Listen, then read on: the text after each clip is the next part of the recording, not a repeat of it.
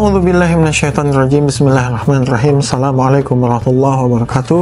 Alhamdulillahirabbil alamin. Allahumma sholli ala Muhammad wa ala ali Muhammad. Kembali lagi kita di sore hari ini sambil menantikan waktu berbuka puasa. Kemarin sudah sampai saat Harut dan Marut mengasingkan diri ke sebuah tempat. Kita akan lanjutkan di mana matahari mulai terbenam, bentuknya seperti sebuah lingkaran berwarna merah, seumpama emas merah murni, kemudian tenggelam hingga tidak lagi terlihat sama sekali. Setelah itu, malam dengan kegelapannya menyergap siang. Bintang-bintang bermunculan di langit hingga memenuhi dalam sebuah festival langit dan indah. Sementara itu, Harut dan Marut telah larut dalam sholat dan bertasbih memuji Allah Subhanahu wa Ta'ala. Keduanya memohon ampun kepadanya dan dosa-dosa yang telah diperbuat. Jadi ini pertama kalinya Harut dan Marut melewati malam sebagai manusia. Gelap malam semakin pekat, alam semesta bersiap tidur. Dua malaikat ini masih saja larut dalam khusyuk sholat. Keduanya tidak menyadari apapun selain semilir suara angin, seumpama ratapan seorang ibu yang kehilangan anaknya. Dua malaikat itu merasakan satu hal yang baru biasa dirasakan manusia, yaitu rasa takut. Nah, jadi rasa takut itu salah satu yang dimiliki manusia yang tak dimiliki oleh malaikat. Lalu mereka berdua mulai mengenal rasa dingin manakala tubuh mereka menggigil karena cuaca yang sangat dingin dan angin yang bertiup kencang. Jadi rasa takut yang dimiliki manusia dan malaikat itu berbeda. Ya, kalau malaikat itu takutnya akan berbuat maksiat pada Allah, tapi ini ketakutan yang dimaksud adalah ketakutan saat di malam hari terasingkan, kedinginan, tidak ada siapapun di sekitar. Mereka memutuskan untuk kembali ke kota Babilonia guna mengusir rasa takut dan dingin yang menyengat. Nah, seperti itu. Mereka berdua berangkat menuju kota. Di tengah perjalanan Harut berkata, "Ia datang lagi." Marut bertanya, "Siapa yang datang?" Harut menjawab, "Rasa lapar.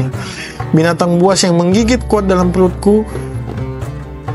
Kita sudah diperbudak oleh perut kita. Celaka perut kita ini, tidak pernah kenyang," kata Harut. Harut berkata, "Kalau begitu, kita cari makanan lagi."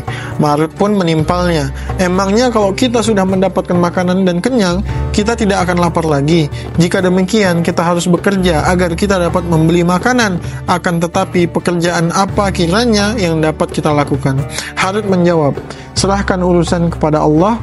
Insya Allah kita akan dapat pekerjaan. Melalui pekerjaan itu, kita akan mendapat rezeki dan harta yang banyak." Nah, ini konsepnya teman-teman. Jadi mereka itu saat mau makan yang pertama minta sama Allah. Lalu tiba-tiba ada orang yang makan sekelilingnya. Dia dipanggil untuk diajak makan. Jadi dia tidak minta sama orangnya, tapi mintanya sama Allah. Allah gerakkan hati orang-orang itu untuk datang dan makan. Yang kedua, dia pingin makan lagi. Pingin makan lagi, minta sama Allah, tapi dia pinginnya tidak diberi. Seperti itu. Tapi dia mengambil atau mendapatkan makanan itu dengan jerih payahnya dia atau ikhtiar dia di dunia. Maka tadi dikatakan malaikat itu, ya udah kita kerja aja. Nah, terus si Harut jawab, "Kalau memang kita mau kerja, serahkan pada Allah juga. Nanti Allah yang kasih kita pekerjaannya."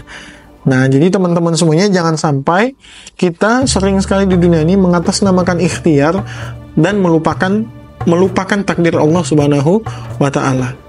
Baik itu dengan pekerjaan, baik itu dengan keilmuan, dan lain sebagainya. Kita yang dokter, datang pasien, terus tiba-tiba sembuh, kita bilang, "Oh, itu gara-gara aku tuh." Padahal, itu gara-gara Allah memang mau sembuhkan. Kita hanya wasilah saja, ilmu yang datang kepada kita pun datangnya dari Allah Subhanahu wa Ta'ala.